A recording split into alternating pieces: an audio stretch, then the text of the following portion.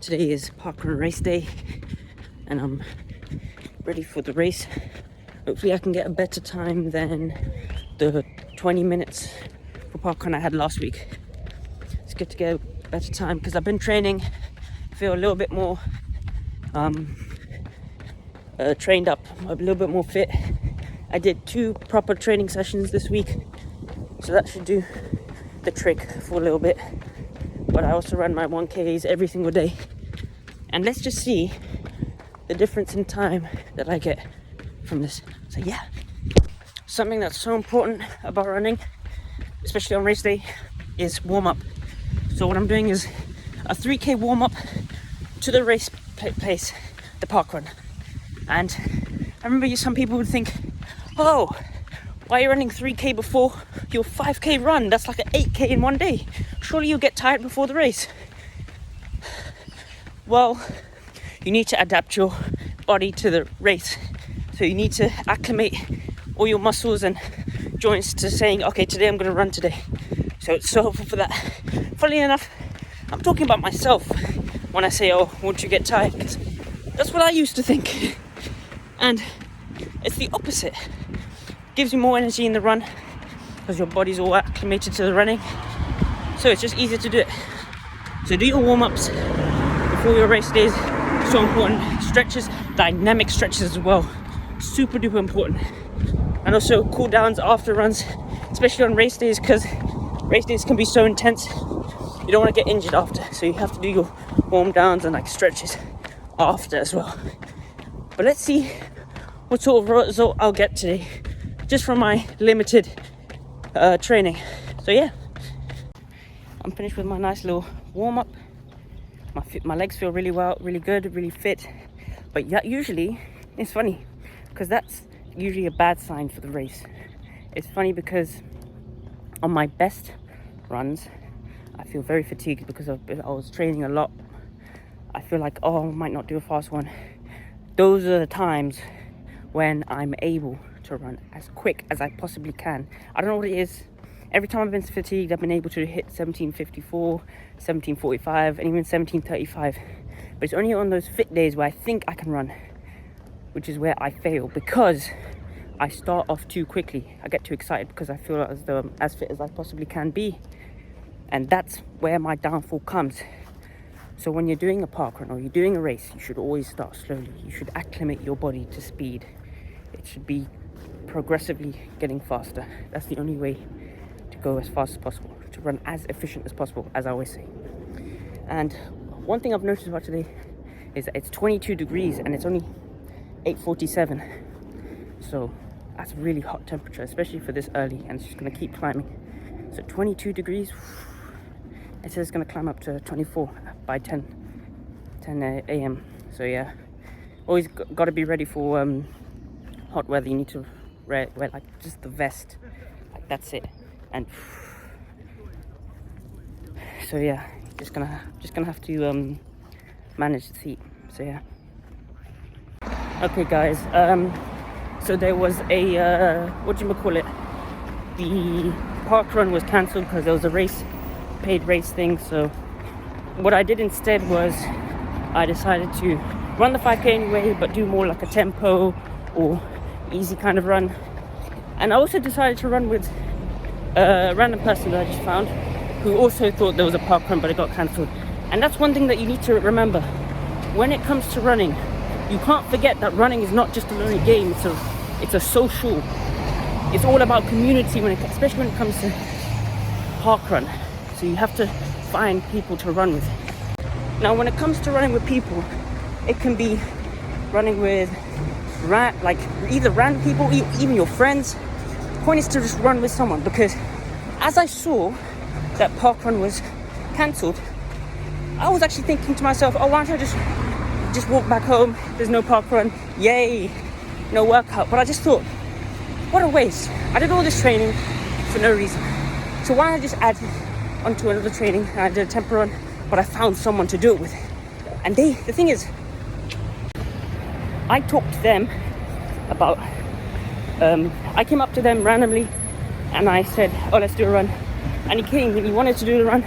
We did the run. And after he said, oh wow, you know, if you didn't come up to me, I would have just went home and just not done a park run. So that's the trick. And now he's really happy that he actually did a run, because he could have just gone home and just gone home without doing any sort of run, because parkrun is cancelled. And that's the thing. When it comes to running, or just doing anything difficult, especially when it comes to running, you can come up with the most amount of excuses. Like, today's cold, oh, it's too hot, oh, my toe kind of hurts, oh, I ate pasta last night for dinner, oh, I drank alcohol, I smoked this morning, I had coffee, my stomach doesn't feel well. Excuses only come to those who are not ready to face pain. So you need to be willing to be able to do anything difficult without any excuses. For me, excuses don't exist. In fact, when I come up with excuses, I tell myself, okay, wait, why am I coming up with excuses? Now I have to do double the mileage just to punish myself. Because if you just come up with excuses, then you can come up with excuses with everything. You can say, oh no, I'll do it tomorrow. We live in a plane, a field. We live in a reality that is in today.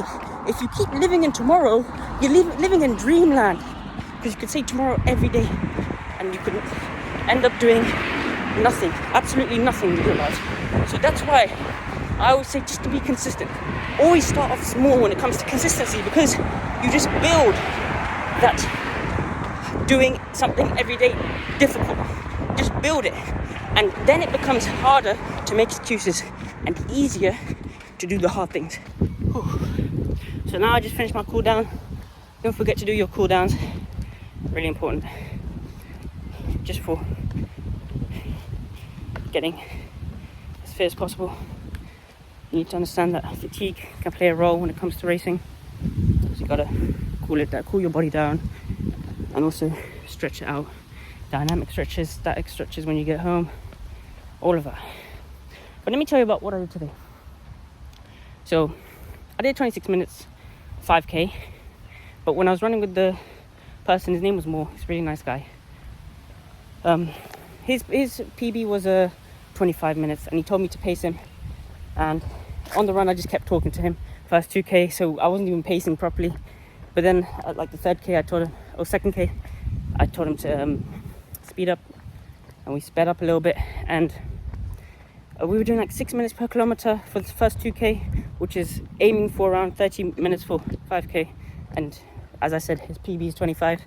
And just from starting slowly, as I always say, we started slowly, but when we picked up the pace, we ended up with a 26:30 for 5k, and that was his third fastest parkrun he's ever done. And he told me himself that usually he struggles in the middle where there's like a hill, but he only struggled at the very end, only because he started slowly. As I told him that we have to start slowly, because you have to save that energy. You can't just like waste it at the very beginning. You have to just slowly build it up, just save it up until during the end points where you start to get tired, because you start using it at the last point. Because what usually happens is when you start a race, you always go a bit too quickly because people are sprinting at the beginning, and then you slow down when it comes to the second half.